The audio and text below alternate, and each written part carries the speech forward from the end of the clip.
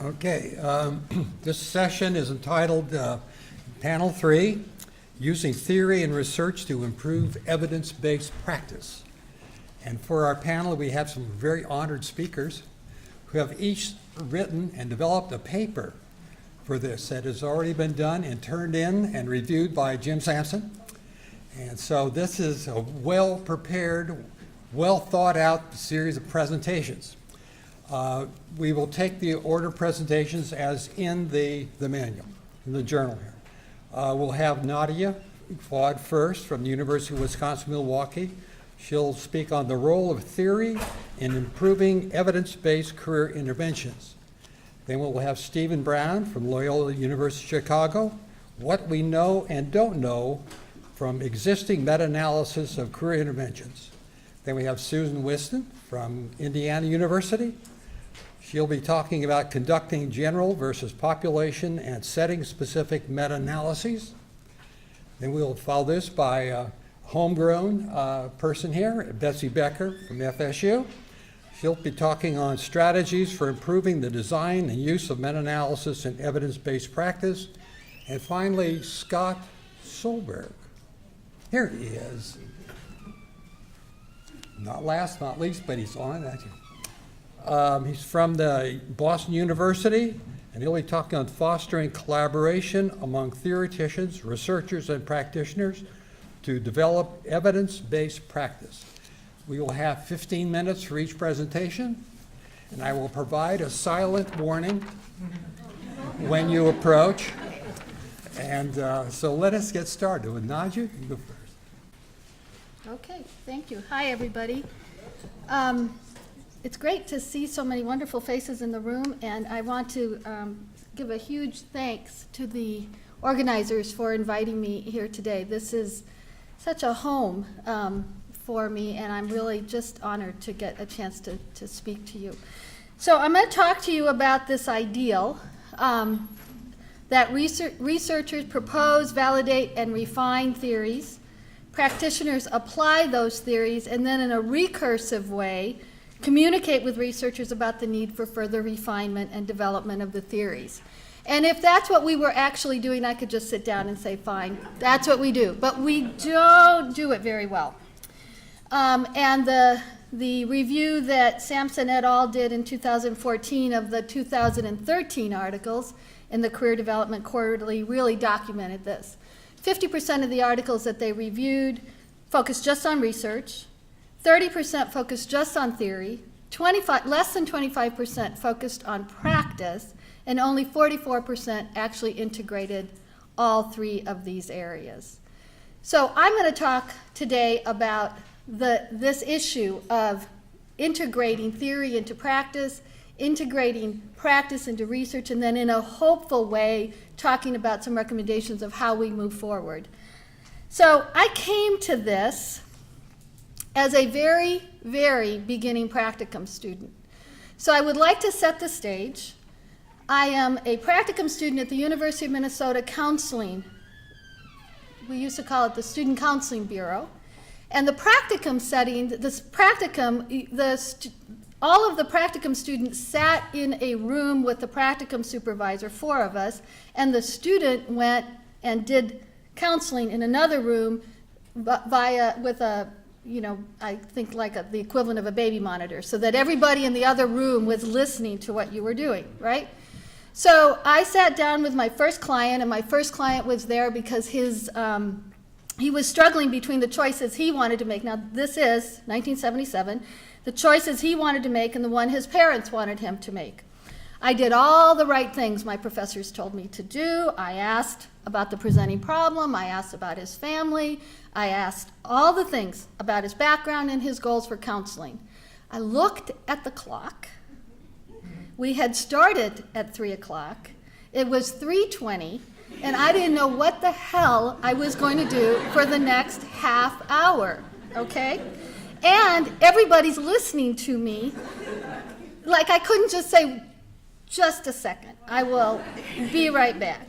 So that was the eye-opener for me about the importance of theory guiding practice. Was I going to talk about his interests and how those related to different occupations?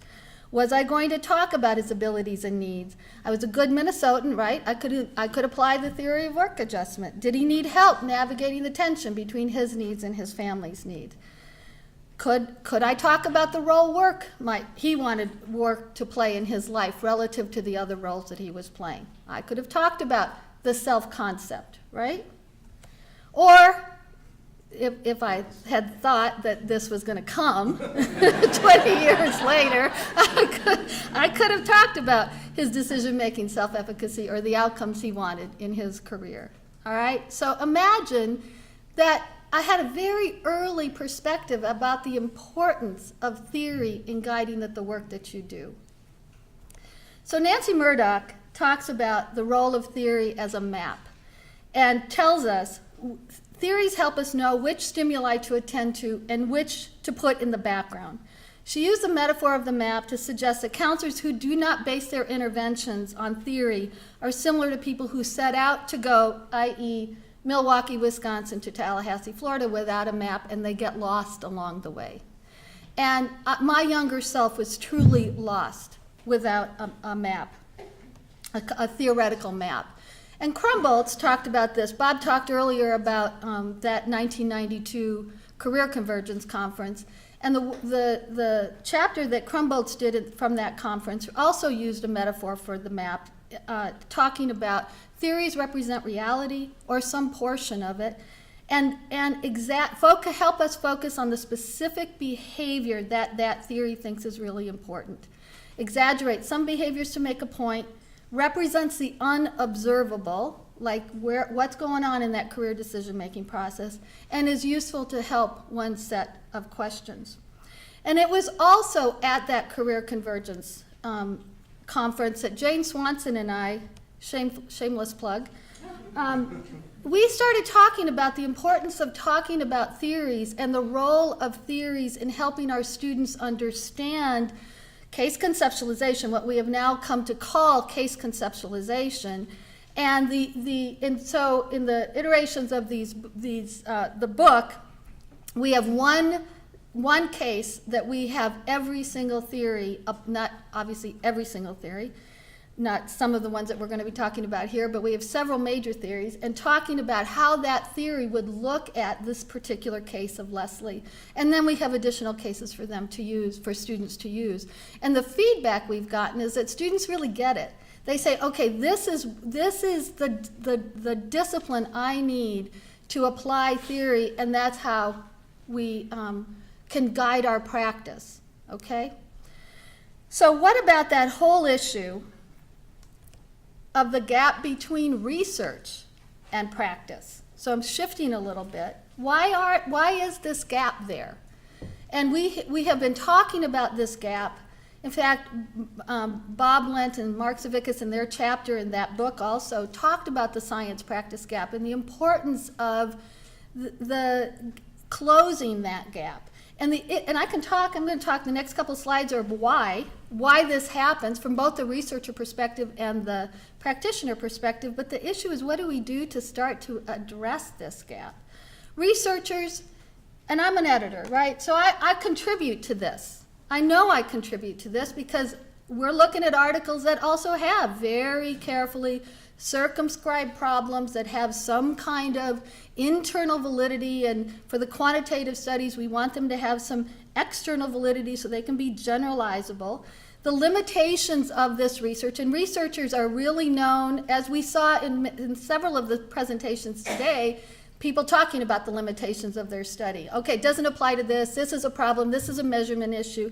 All those limitations to the study may not be very useful to someone needing an immediate answer about a client, right?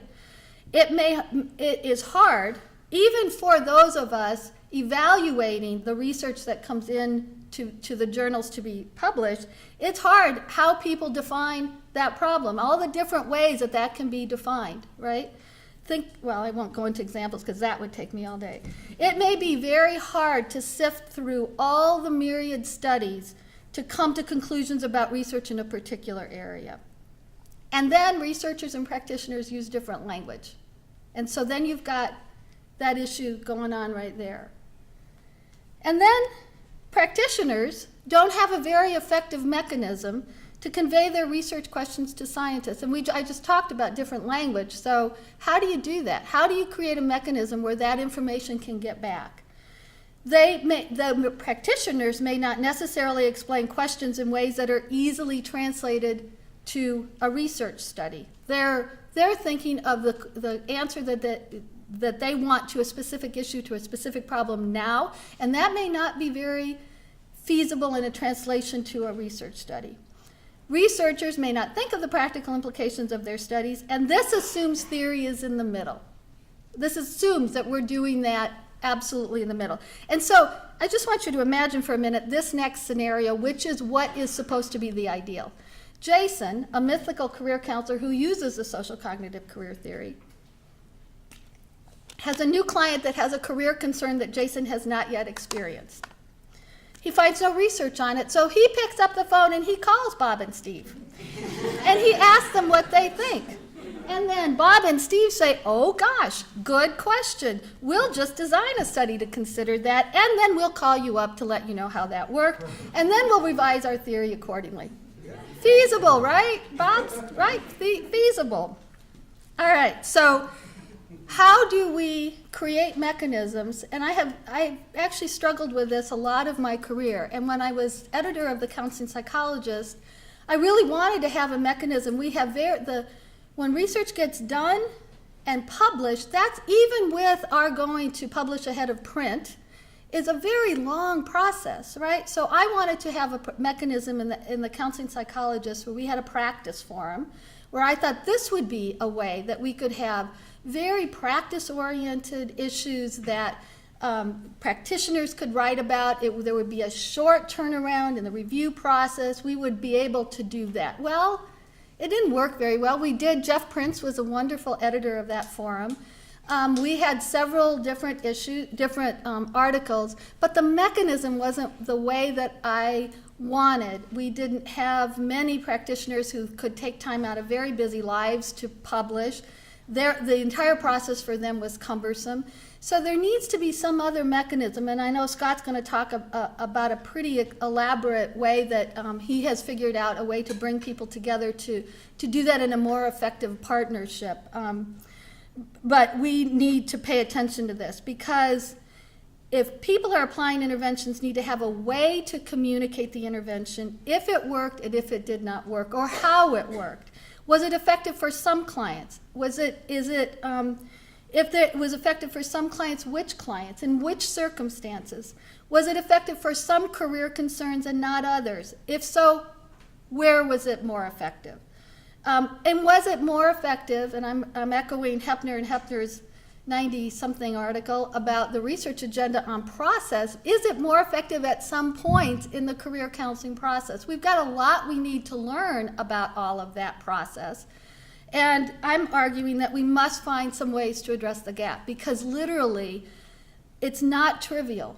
Our scientifically based career interventions are the core value we provide to the public. If we do not do this, the next line I have here, which is not good, PowerPoint presentation, knock me down on points for this. It's too many words. But the point I'm trying to make here, I didn't want to take any of those words out. People who believe they can become career coaches with no training or background are our greatest threat. And if we don't do the work of saying what we do is scientifically valid and produces a better value to the public, they will take that business away from us. So we must demonstrate that career counseling is based on sound scientific evidence, and it's our best way to argue that practitioners need to be trained to provide this service. So future recommendations, and I draw my recommendations from several individuals who have written about this recently. Pepler, who was writing as a Canadian developmental psychologist about bridging this gap between research and practice. Sampson et al., who were writing about who did the review in 2014. And Hiesacker and Lichtenberg, who were writing about counseling psychology research. So one future recommendation is to create a team of researchers and practitioners, and again, Scott is going to be giving an example of that later, who collaboratively work to identify problems and ways to assess them from within a theoretical perspective. Now, if you do that, it has to be with an investment of time and energy and patience. You don't get beyond that issue of different language and different perspectives if you don't have time and energy put into the partnership. You have to investigate how research informs not only practice, but policy. And again, we'll have examples of that later. Recognize that everyone in the partnership must benefit. Who will gain from this partnership? Because if you don't do that, it's not sustainable. Everybody has to be able to gain, be open and honest about the benefits needed in each setting.